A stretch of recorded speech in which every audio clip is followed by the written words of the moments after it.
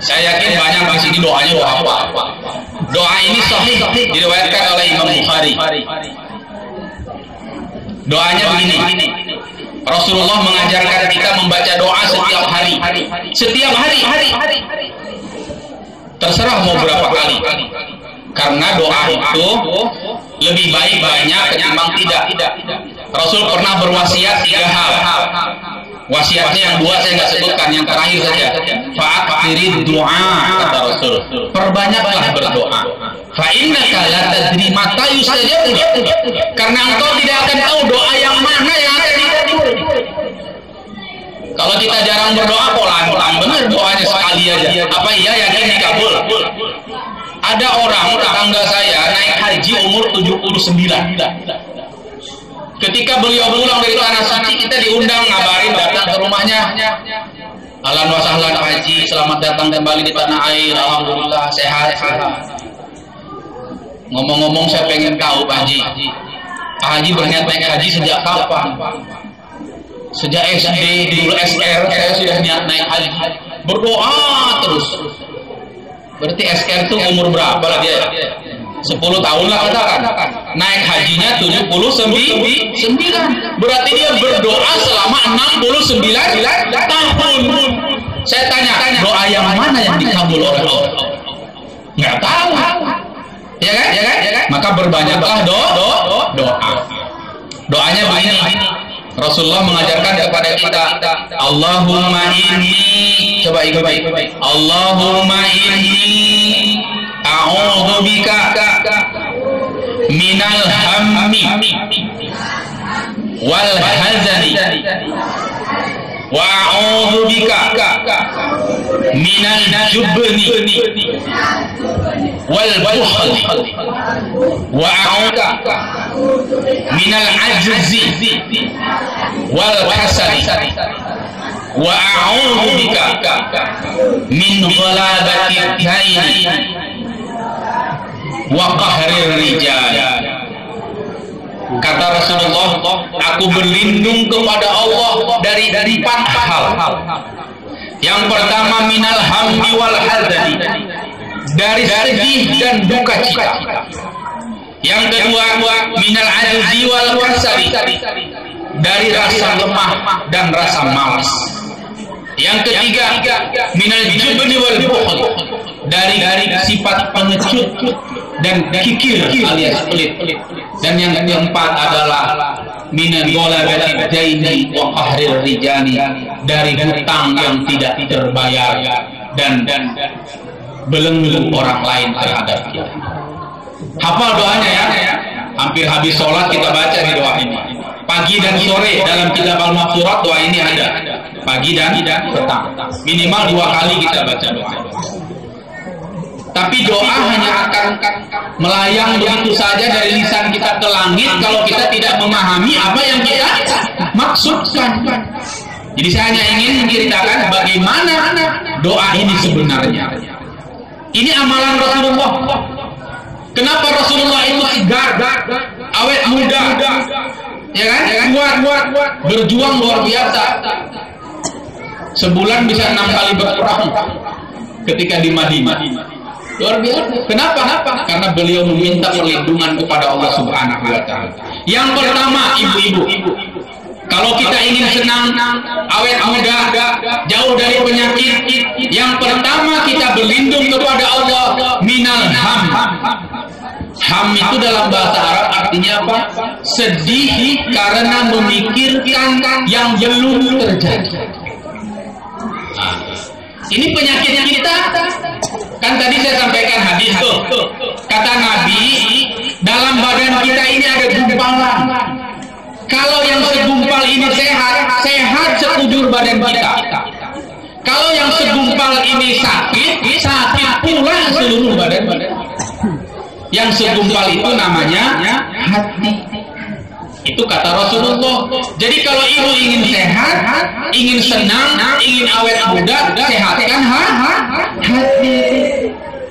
Kalau mau sakit berasal dari hati. Jangan mau dibohongin oleh orang-orang Belanda. Orang Belanda itu ngomongnya begini. Ingat nggak siapa yang ada guru olahraga di sini? Guru olahraga. Mohon maaf nih guru olahraga ya. Saya ingat waktu masih SD SMP ada pelajaran begini, mensana and corpore sano. Ingat sudah? Iya. Mensana and corpore sano. Apa artinya? Di dalam tubuh yang sehat terdapat jiwa yang kuat. Artinya, kalau mau kuat hati kita, sehatkanlah badan kita. Makanya makan 4 sehat 5 sempurna. Rajin berolahraga, insya Allah hati kita sehat.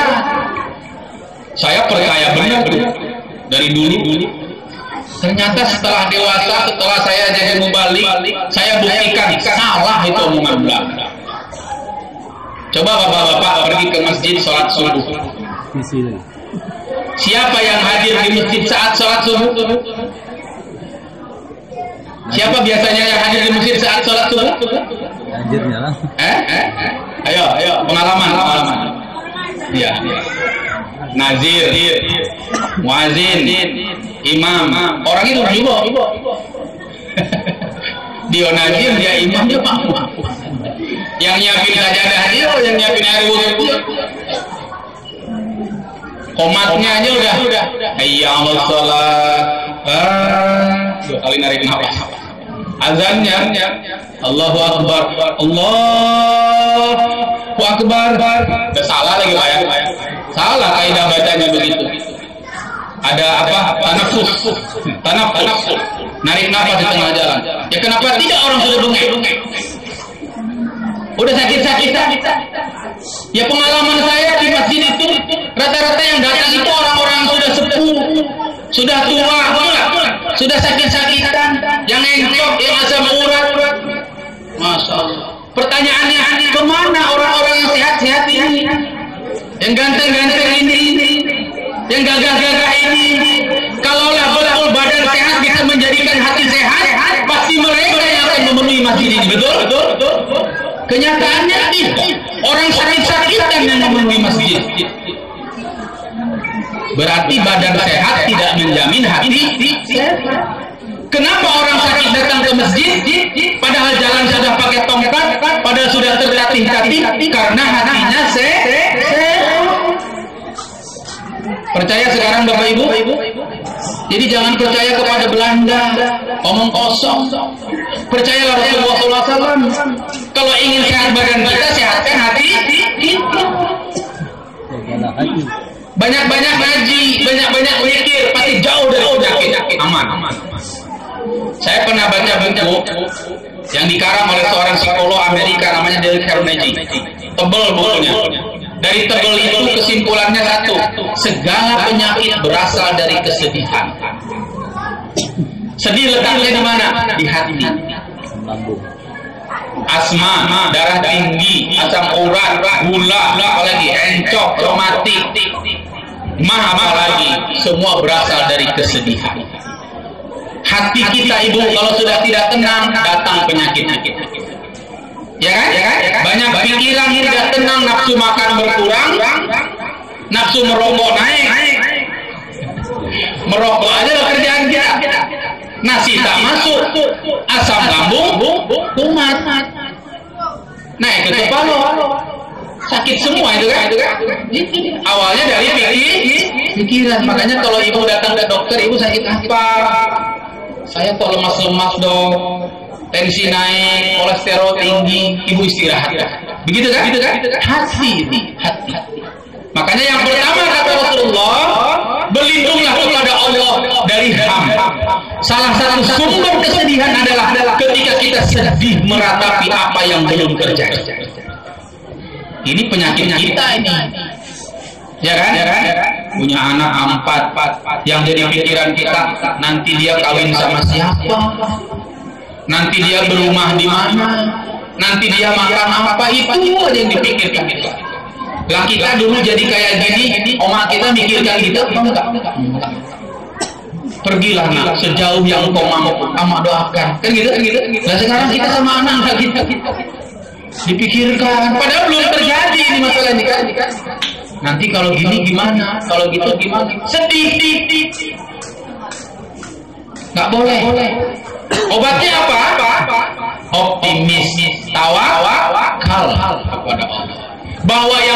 mengetahui apa yang akan terjadi hari esok adalah Allah Subhanahu wa Ta'ala. Kita aja nggak ngerti kok akan seperti ini.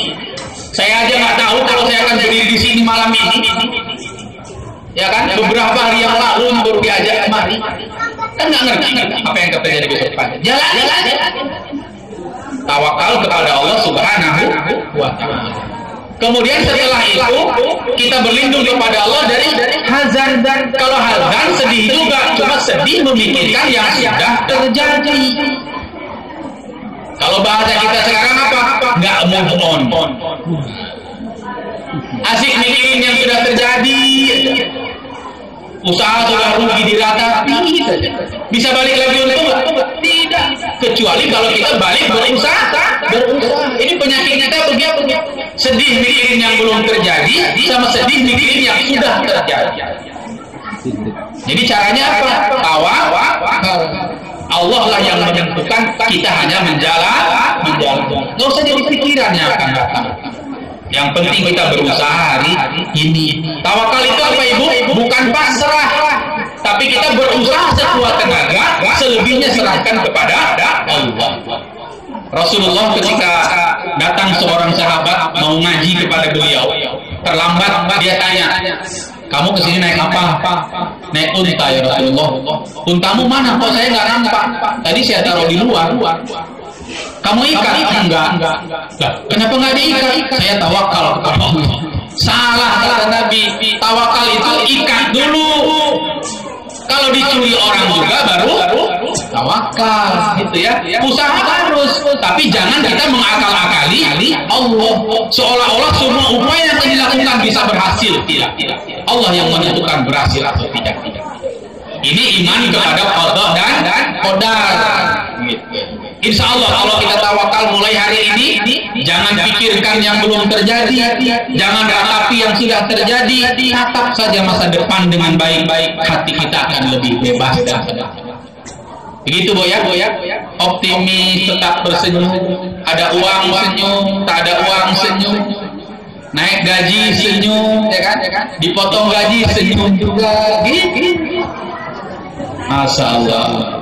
Yang kedua, kalau kita ingin sehat, ingin tentram, ingin sukses, ingin awet muda, kita harus berlindung kepada Allah minal ajzi wal kasal, dari sifat lemah. Lemah itu apa maksudnya? Ajz ini dalam bahasa Arab artinya ketidakmampuan karena ketidakmampuan karena ketidaktahuan. Tidak melakukan sesuatu karena memang tidak mampu. Kita berlindung kepada Allah. Maka obatnya adalah berusaha menjadi mampu. Bapak Ibu, ada jenis manusia, ada 4 jenis manusia di dunia ini. Anak-anakku sekalian dengarkan. Ada 4 jenis manusia di dunia ini.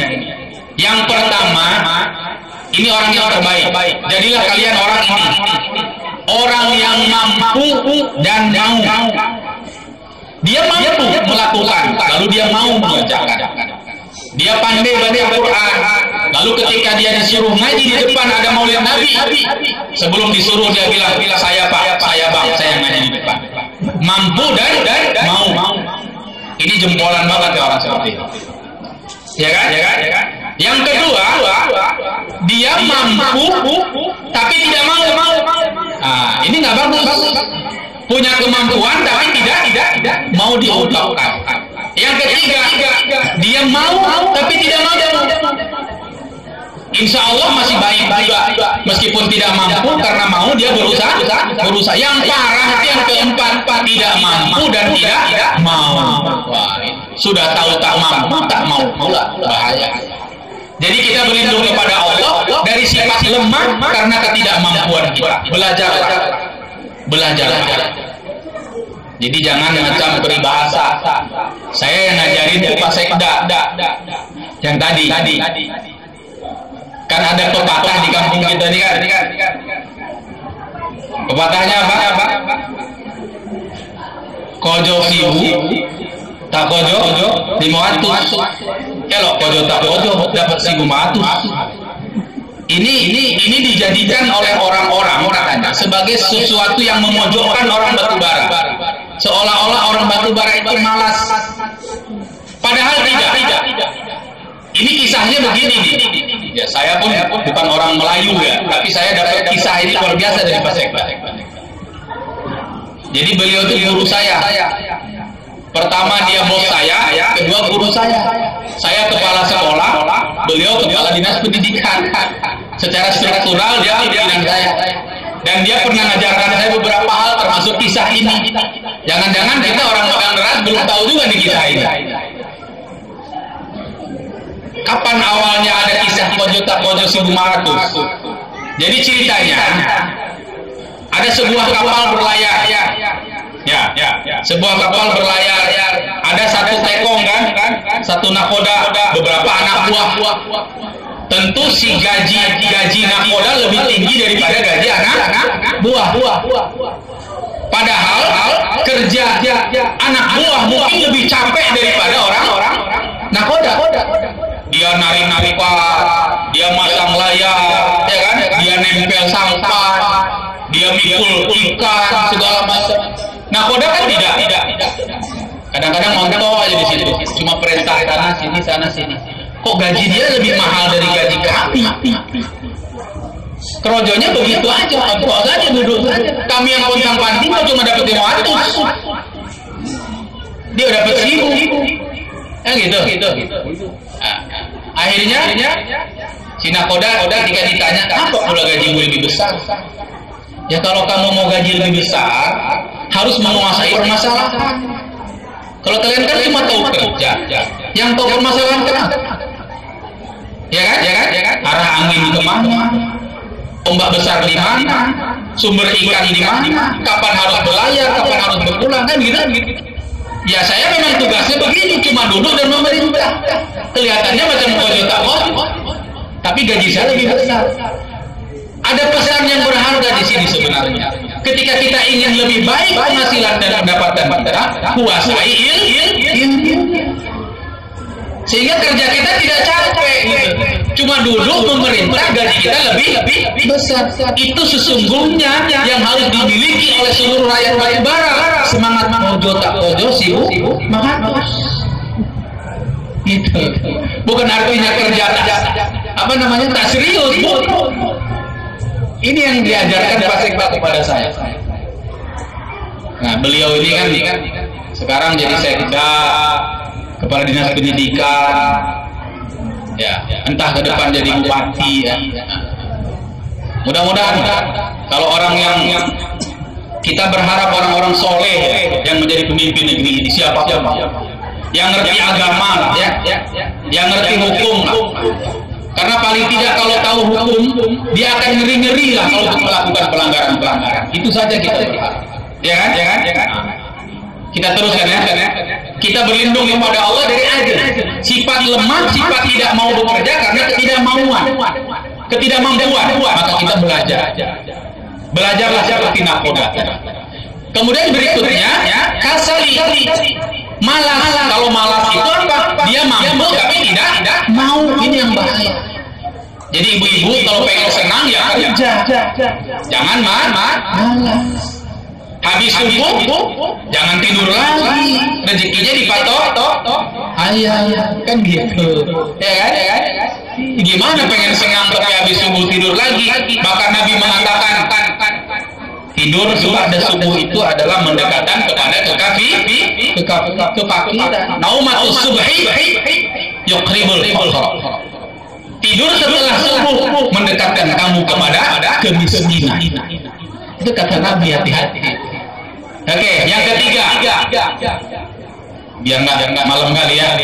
Yang ketiga kita berlindung kepada Allah minal jubni wal bukhli, dari sifat pengecut.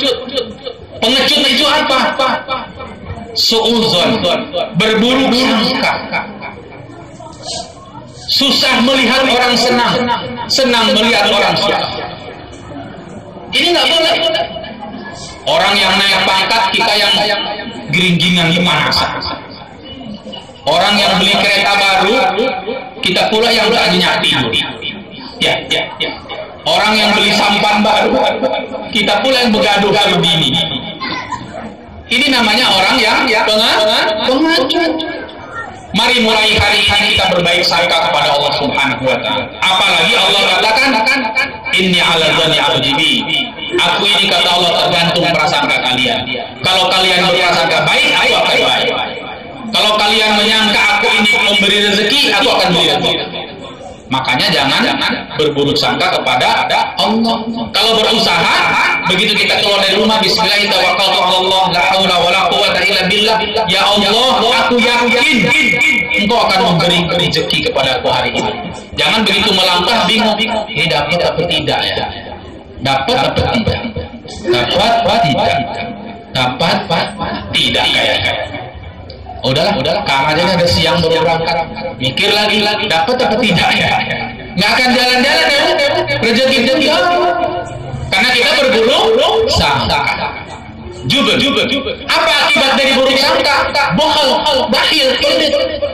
Orang yang pelit itu apa? Yang buruk sangka kepada Allah. Dipikirnya uang yang dia infakkan akan habis begitu saja tanpa Allah kembalikan. Ibu, saya ingin ajarkan supaya kita bisa bersedekah. Pengen ibu banyak sedekah? Banyak sedekah itu manfaatnya banyak, Ibu. Dosa diampuni, jodoh didekatkan. Yang belum punya anak, insya Allah diberi anak. Yang masih belum punya jodoh, didekatkan jodoh. Yang punya keinginan dikabulkan. Itu infak dan sedekah. Pengen begitu? Saya ajarkan caranya supaya kita gampang bersedekah. Saya di rumah punya anak kecil SD kelas 3. Ketika ada orang yang minta sedekah ke rumah,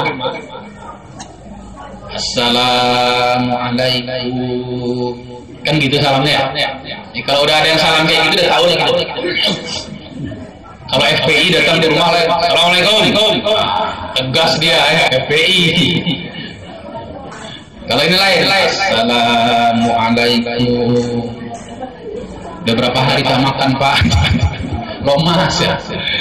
Kata anak saya, Pak, ada yang minta sedekah. Itu bukan minta sedekah, Nak. Kenapa? Dia mau mengambil uangnya yang dititipkan sama kita. Loh, kapan Wah itu nitip uang sama kita? Kemarin Bapak pulang ceramah. Diambokin. Saya bukan ingetin panitia. Biasa. Saya bilang itu rezeki dia loh, bukan rezeki kita. Lah kan bukan dia yang ngasih, iya Allah yang ngasih melalui orang lain. Nah sekarang dia datang mengambil rezeki, ayo ambil di sana, kasih. Saya kasih sekian. Banyak kali kan uang jajan adik aja nggak segitu. Ini uang dia loh nanti ambil, bukan uang kita. Dititipkan oleh Allah melalui kita. Oh ya udah kalau gitu diserahkan sama. Dari situ kan terbentuk pola pikir anak bahwa orang yang datang itu bukan minta sedekah tapi dia mengambil rezeki. Wa ma min dabatin illa 'ala rizqiha. Tidak ada binatang melata pun di muka bumi ini kecuali Allah berikan rezeki. Betul? Masalahnya rezeki itu kadang-kadang ada yang langsung melalui kita, ada yang diterima melalui orang-orang. Ibu jangan sangka itu gaji yang kita terima setiap bulan itu semuanya untuk kita. Belum tentu. Betul. Si bapak pulang dari laut, bawa tangkapan banyak, bawa uang banyak. Ingat, belum tentu semuanya milik kita. Saya kalau lagi banyak rezeki, delalahnya kok banyak tamu. Asal banyak rezeki, banyak tamu. Kadang-kadang godaannya di situ kan. Ini apa tandanya? Berarti dia menjemput rezekinya yang dititipkan kepada kita. Ayo. Kalau ibu ke pajak parkir mobil gitu kan suka kesel sama tukang parkir kadang-kadang. Ini mohon maaf tukang parkir ya, ada sih tukang parkir. Tukang parkir itu kadang nyebelin. Kalau kita nyari-nyari tempat ayah, ada kan di mana dia? Begitu mau pulang, nampak bergeser sedikit. Dulu saya suka marah-marah. Sambil ngasih uang saya bilang, "Oh, di mana tadi?" Itu dulu, Pak. Istighfar. Sekarang tak mau saya mungkin. Dia datang menjemput rezeki melalui kita. serahkan baik-baik. Masalah dia kalau dia tak betul, itu urusan dia dengan Allah. Betul ya? Gitu kalau ingin dekat dengan ikhlas. Insya Allah kalau kita modelnya begitu, tidak akan ada ganjalan dalam hati kita. Bebas aja kita ngasih. Kenapa? Orang milik dia mau ambil dari kita. Betul nggak, Bu? Ada rezeki emak kita, ada rezeki ayah kita, ada rezeki abang kita, adik kita, tetangga kita, melalui kita. Luar biasa. Dan Allah tidak akan mendolimi kita. Wa ma tunfiqu fi sabilillahi yuwaffa ilaikum wa antum la tuzlamun. Apapun yang kau infakkan di jalan Allah akan aku cukupkan kembali dan engkau tidak akan diberi. Itu janji. Itu Bu ya. Jadi kalau pengen hati tenang, jangan pelit dan jangan pengecut. Berinfaklah banyak-banyak, Allah akan kembalikan. Yang terakhir, kau bika min ghalabati dain. Aku berlindung kepada Allah dari hutang yang tidak terbayar. Kalau pengen tenang jangan berhutang, itu kuncinya. Ya kan? Saya pernah punya hutang. Begitu cicilan terakhir, saya mau nyicil. Datang kata yang nerima cicilan, hutang Bapak udah habis. Loh, udah habisnya? Iya. Jadi ini uang segini ini mau untuk apa? Wah, saya pulang ke rumah Pak. Saya kumpulkan anak dan istri saya. Ini kita dapat rezeki nih hari ini. Biasanya kita bayar sekian juta. Sekarang nggak perlu bayar. Mau jadi apa nih? Ajak makan. Senang nggak dong? Senang. Beli sesuatu. Senang. Panggil anak yatim, kasih makan. Senang. Luar biasa. Ternyata nggak punya itu senang. Nah kita kembali ya kan, sengaja cari-cari utangan. Ibu hati-hati. Di samping hutang itu membebani pikiran, hutang juga akan membuat kita terbelenggu oleh orang lain. Ibu tahu nggak kenapa Indonesia nggak pernah bikin mobil? Apa betul orang Indonesia yang 250 juta ini nggak ada yang bisa bikin mobil? Masa nggak ada? Yang bikin pesawat aja ada. Mobil makin kecil. Kenapa masalahnya orang Indonesia nggak bikin mobil? Tak boleh sama Jepang. Kalian tahu saya bikin mobil. Kalau kalian bikin mobil, ambil urus pasar kami. Biar kami yang bikin mobil, kalian yang beli. Kenapa pula dia bisa ngatur kita? Karena utang kita sama dia banyak. Betul nggak? Itu masalah. Kenapa kemarin kita impor cangkul dari Cina? Masa orang Indonesia nggak ada yang bisa bikin cangkul? Parah kalian kari. Karena kita punya utang apa? Cina. Ini permasalahannya. Jadi harus kita sadari, kalau kita ingin merdeka, mengatakan ya dan tidak untuk diri kita sendiri, maka jangan boleh berhutang kepada orang lain. Ini sama semangatnya dengan memberi infak tadi. Ketika kita memberi infak, jangan anggap orang meminta kepada kita, tapi anggap Anda bayar hutang kepada mereka. Seneng nggak kalau begitu? Seneng. Ini uang dia dititipkan sama kita. Sekarang dia datang mengambil. Saya kasih, kalau nggak saya berikan, berarti saya punya hutang. Kan enak infaknya. Gitu Ibu ya. Jadi Rasulullah sudah jauh-jauh hari mengatakan, beliau itu contohnya luar biasa, satu-satunya manusia yang tahu berhutang kepada Rasulullah SAW. Ingat nggak ketika beliau hijrah dari Makkah ke Madinah, rumah sudah dikepung, semua bersenjata lengkap. Abu Bakar datang dan gopoh-gopoh, ya Rasulullah, rumah sudah dikepung, kita harus segera berangkat dari Makkah ini. Tapi saya tak punya kendaraan, Abu Bakar. Tenang ya Rasulullah, saya sudah siap pada 2 ekor unta terbaik. Tapi saya tak punya uang untuk membelinya. Gak usah dibeli, ini infak saya. Tapi Nabi katakan tidak. Kalau ini mau kita pakai, lebih bagus saya nyicil kepada sampai Madinah dibayar. Beliau seperti itu. Nah kalau kita kan justru senang diutangin ya, senang diutang. Habis utang lagi, ada lagunya kan? Roma Irama. Apa itu lagu itu? Gali lubang. Masya Allah. Gimana pikiran nggak pusing? Gali lubang tutup lubang. Iya. Habis lubang yang satu masuk lubang yang lain. Allahu Akbar. Ini ya Bu ya. Jadi rahasia awet muda, rahasia senang, rahasia tentram adalah yang 4 tadi. Boleh kita ulangi? Yang pertama, kita tidak boleh sedih memikirkan apa yang belum terjadi dan apa yang telah terjadi. Tawakal saja, Allah yang atur semuanya. Betul.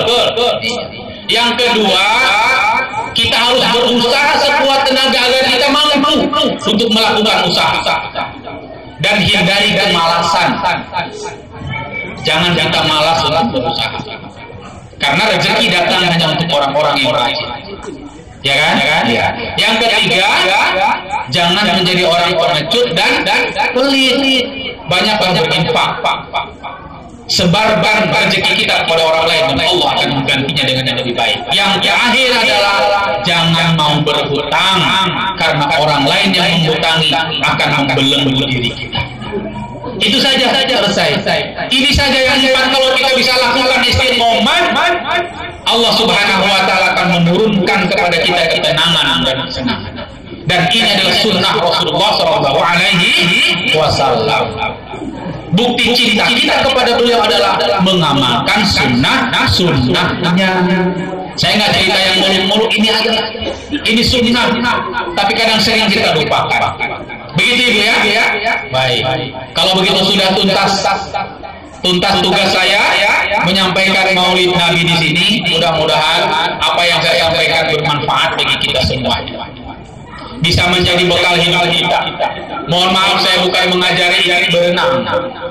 Orang-orang tua saya yang fakih di sini banyak. Cuma sekedar mengingatkan kembali.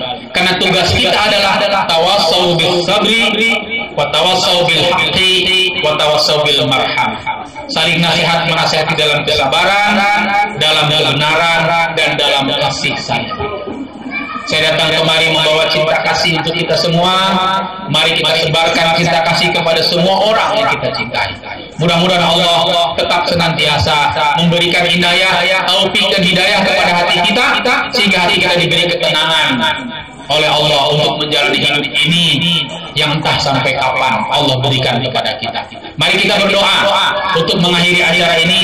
Mudah-mudahan Allah Subhanahu wa taala mendengar dan mengabulkan apa yang ingin kita mintakan. Istighfar. Astaghfirullahaladzim. Astaghfirullahaladzim. Astaghfirullahaladzim alladzi la ilaha illa huwal hayyul qayyum wa atubu ilaihi. Na'udzu billahi minasyaitonir rajim. Bismillahirrahmanirrahim. Alhamdulillahirabbil alamin. Hamdan hamidin, hamdan syakirin, hamdan na'imin, hamdan yuwafi ni'amahu wa yukafi'u mazidah. Ya Rabbana lakal hamdu kama yanbaghi li jalali wajhikal karim wa 'azimi sultanik. Allahumma ighfir lana ya Ghaffar wa tub 'alaina innaka antat tawwabul ghafur. Wahai Allah, ampuni dosa-dosa kami, karena Engkaulah yang Maha menerima segala dosa, yang Maha mengampuni segala dosa dan menerima segala taubat. Allahumma ighfir lana dzunubana wa liwalidina warhamhum kama rabbawna shighara. Wahai Allah, ampuni segala dosa-dosa kami, dosa kedua orang tua kami, baik yang masih hidup maupun yang sudah wafat. Berikan mereka kasih sayang-Mu, kasihilah dengan cinta-Mu. Berikan mereka kebaikan di dunia dan di akhirat, sebagaimana mereka memberikan kebaikan kepada kami dari dulu hingga hari ini. Khusus kepada orang-orang tua kami yang sudah wafat, ampuni dosa-dosanya wahai Allah. Ampuni dosa-dosa mereka, lapangkan kuburnya, jadikan kuburnya menjadi salah satu taman dari taman surga-Mu. Jangan Engkau jadikan kubur mereka sebagai sebuah lubang dari lubang neraka. Bagi orang tua kami yang masih hidup, jika hari ini sedang mengalami sakit, sembuhkan wahai Allah. Engkau Maha Penyembuh, Engkaulah obat dari segala penyakit. Berikan kesembuhan kepada mereka. Fasihkan lidahnya untuk senantiasa bisa berzikir kepadamu dengan sebaik-baik. Berikan kemampuan untuk senantiasa beribadah kepadamu dengan sebaik-baik. Allahumma ighfir lana dzunubana wa liwalidina warhamhum kama rabbauna shighara. Allahumma rabbana hab lana min azwajina wa min dhurriyyatina qurrata a'yun waj'alna lil muttaqina imama. Wahai Allah, karuniakan kepada kami pasangan-pasangan yang baik, istri yang salihah, suami yang bertanggung jawab, yang bisa menjadi imam untuk kami semua. Karuniakan kepada kami anak-anak yang soleh, yang bisa menjadi bunga mata kami, yang kami senang melihat-lihat, bukan hanya karena kebaikan fisiknya, tetapi juga karena kebaikan agama dan akhlak. Berikan kebaikan kepada keluarga kami, ya Allah. Satukan kami dalam kebaikan di dunia, dan satukan juga kami dalam kebaikan surga-Mu kelak. Ya Arhamar Rahimin. Allahumma Rabbana aslih lana dinana alladhi huwa ismatu amrina, wa aslih lana dunyana allati fiha ma'asuna, wa aslih lana akhiratana allati ilaiha ma'aduna, waj'alil hayata ziyadatan lana fi kulli khair, waj'alil mauta rahatan lana min kulli syarr, ya Arhamar Rahimin. Wahai Allah, perbaikilah keberagamaan kami, karena agama itu adalah benteng bagi kehidupan kami. Perbaikilah kehidupan dunia kami, ya Allah, karena di dunia ini kami menjalani takdir kami. Perbaikilah keakhiratan kami, karena kesanalah kami akan berpulang. Jadikan setiap langkah kehidupan kami adalah tambahan kebaikan-kebaikan bagi kami dan sesama. Dan jadikanlah kematian yang akan kami jelang adalah istirahat kami dari segala keburukan dunia ini. Allahumma ja'alna jam'ana hadha jam'an marhuma wa tafarruqana min ba'dihi tafarruqan ma'suma. Wahai Allah, jadikanlah perkumpulan kami ini adalah perkumpulan yang Engkau rahmati, dan jadikan perpisahan kami setelah ini adalah perpisahan yang Engkau jaga dari segala dosa. Allahumma ja'al jam'ana hadha jam'an mashkura waj'al tafarruqana min ba'dihi tafarruqan maghfura. Jadikan perkumpulan kami adalah perkumpulan orang-orang yang pandai bersyukur, dan jadikan perpisahan setelah ini adalah perpisahan yang Engkau ampuni dari segala kesalahan. Wahdina shiratal mustaqima shiratal ladzina an'amta 'alaihim ghairil maghdubi 'alaihim waladdallin. Tunjuki kami jalan yang benar, ya Allah, jalan yang Engkau ridhai, jalan yang Engkau beri nikmat, bukan jalan seperti orang-orang yang Engkau benci dan Engkau sesatkan. Allahumma Rabbana la tuzigh qulubana ba'da idh hadaitana wa hab lana min ladunka rahmatan innaka antal wahhab. Kuatkan hati kami dalam kebenaran. Jangan Engkau palingkan kembali hati ini setelah Engkau kuatkan dalam hidayah ini.